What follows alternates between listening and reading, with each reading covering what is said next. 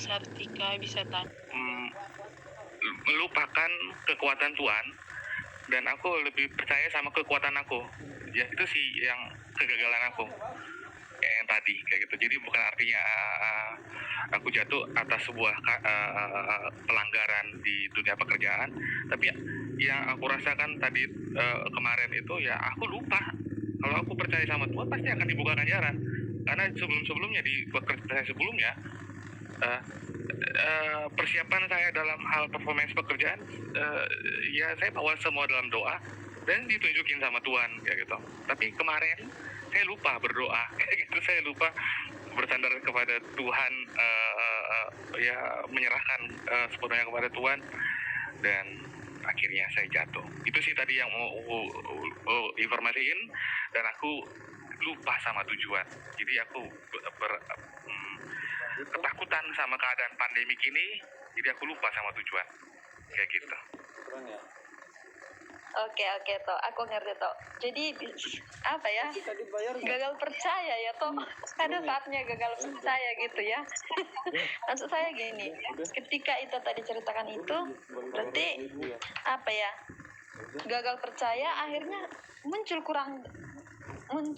rasa kurang damai dalam hidup gitu.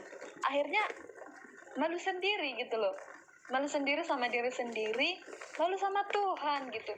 Kalau mau berdoa pun aduh, misalnya lah, saya ingat banget waktu saya SMP, waktu pertama kali kayak itu membuat doa sendiri, doa pribadi saat teduh pagi. Kadang itu bolong gitu loh. Hari ini doa, hari ini saat teduh. Besoknya lupa. Terus besoknya lagi saat teduh. Besoknya bolong lagi gitu. Jadi kadang muncul kayak tertuduh dalam diri saya gitu. Tertuduh malu gitu. Aduh, tadi aku nggak doa, tadi gini. Nah, yang perlu dilakukan di situ apa ya?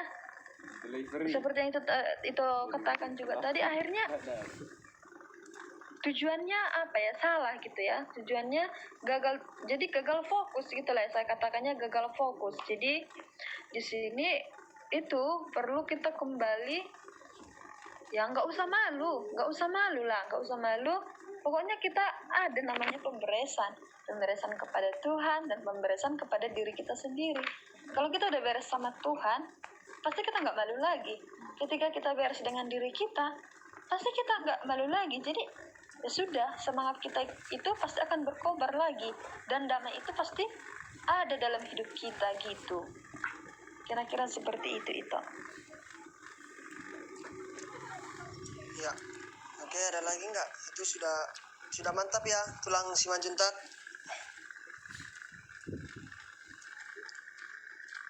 Oke, ada lagi nggak teman-teman? Mumpung Sartikanya masih ada di sini, yuk jangan malu-malu yuk. Yang nggak ngerti silakan ditanya, yang nggak paham juga silakan ditanya, atau sharing juga boleh. Ini kita diskusi sama sharing ya teman-teman, jadi nggak usah takut salah, nggak usah takut ini, namanya sharing, saling berbagi, saling bertukar pendapat, supaya kita saling mendapatkan sesuatu pemahaman yang baru yang kita nggak punya, orang lain punya gitu loh. Yuk yang mau sharing lagi yuk, atau bertanya. Masa sih nggak ada yang mau bertanya tentang tujuan hidup gitu? Seru loh ini, tujuan hidup ini. Apa sih tujuan hidup kita? Nah itu kan perlu loh itu dipertanyakan. Nggak ada ya yang mau bertanya ya kepada Juliana Siburian. Nah itu Mana? Udah dibuka. Selamat malam semua. Iya. malam.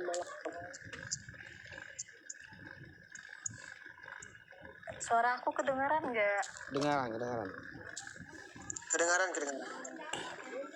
Namanya tadi Kak Sartika Situmorang ya, Kak. Jadi aku mau cerita sedikit, Kak.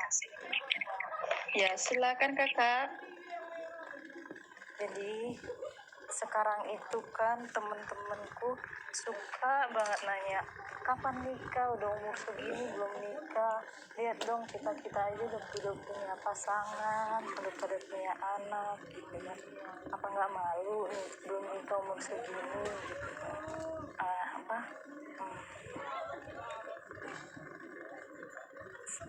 jadi apa, dalam diriku belakangan ini agak jengkel gitu ya, kenapa sih, terus mereka suka bilang jangan terlalu milih-milih jadi orang, katanya kayak gitu.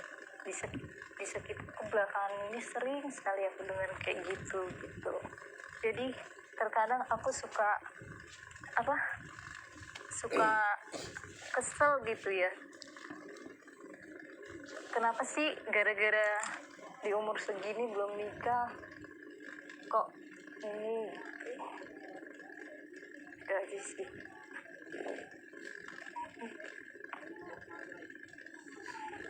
Halo,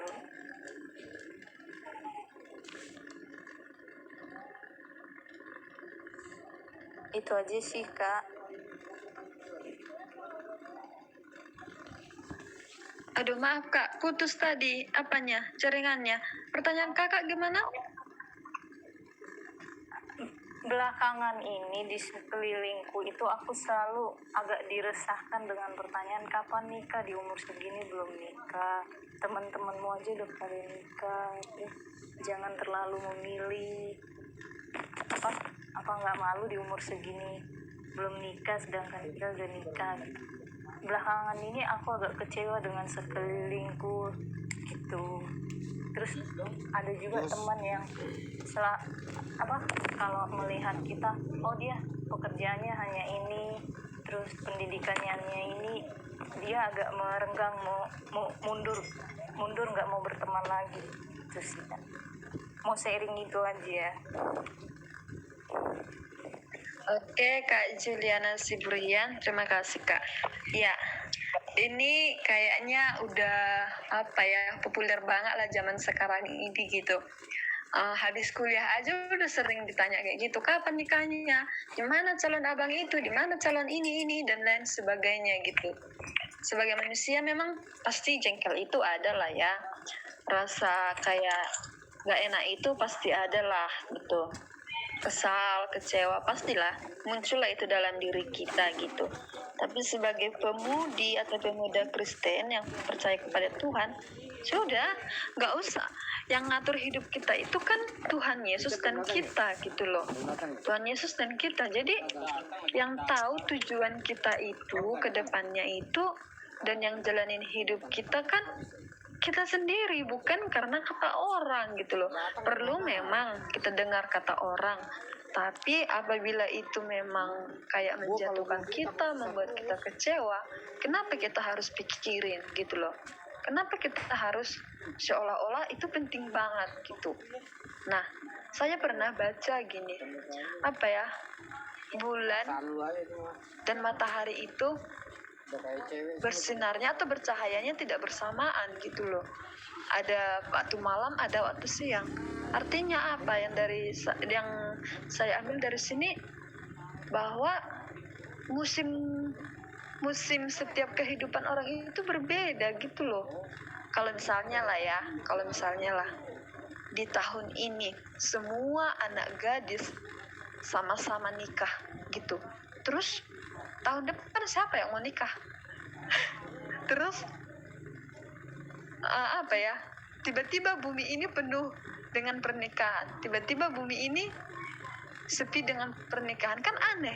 Jadi sebenarnya itu sudah ada waktunya gitu loh, ada waktunya. Jadi untuk Kak Juliana, rasa-rasa itu memang pasti ada. Tapi kita tadi udah percaya kepada Kristus, kita hidup di dalam Kristus, kita mau mengikuti maunya Kristus, ya sudah, ikuti aja, ada waktunya. Tapi penting juga kita memang mungkin aja kakak enggak terlalu memilih seperti yang dibilang teman-teman itu, terlalu ini dan lain sebagainya. Percaya aja, ada tepat pada waktunya. Karena pernikahan itu bukan jenjang perlombaan gitu loh. Bukan siapa yang paling cepat itu juara satu, bukan. Pernikahan itu sekali seumur hidup gitu loh. Jadi perlu dipersiapkan juga. Jangan asal nikah, jangan asal dapat orangnya. Pokoknya karena teman-teman sudah bilang nikah dan lain sebagainya, udah kayak sindir-sindir untuk nikah, akhirnya nikah aja. Siapapun nikah aja. Nggak percaya Kristus pun nikah aja. orangnya asal-asalan pun nikah aja. Jangan sampai muncul pikiran seperti itu gitu loh. Ini mungkin saja ya diizinkan bagi kita.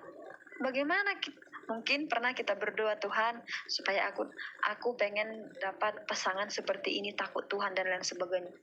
Tapi perlu kita di sini namanya kesabaran. Ini tantangannya mungkin dari teman-teman ini toh, dari sekeliling kita ini, kapan nikahnya. Tapi ketika sekeliling menuntut seperti itu, katanya Tuhan apa? Belum waktunya. Kita mau mengikuti yang mana? Mengikuti kata orang lain atau mengikuti kata Tuhan gitu. Jadi perlu kita hati-hati gitu loh. Mungkin saja orang yang di sekeliling kita itu dipakai untuk menguji kesabaran kita. Setelah kesabaran kita teruji, pasti dikasih yang terbaik kok ke kita gitu loh. Segala sesuatunya itu nggak sia-sia. Saya yakin itu kalau kesabaran kita itu teruji, yang terbaik itu pasti ada dalam hidup kita. Yang terbaik Tuhan berikan gitu.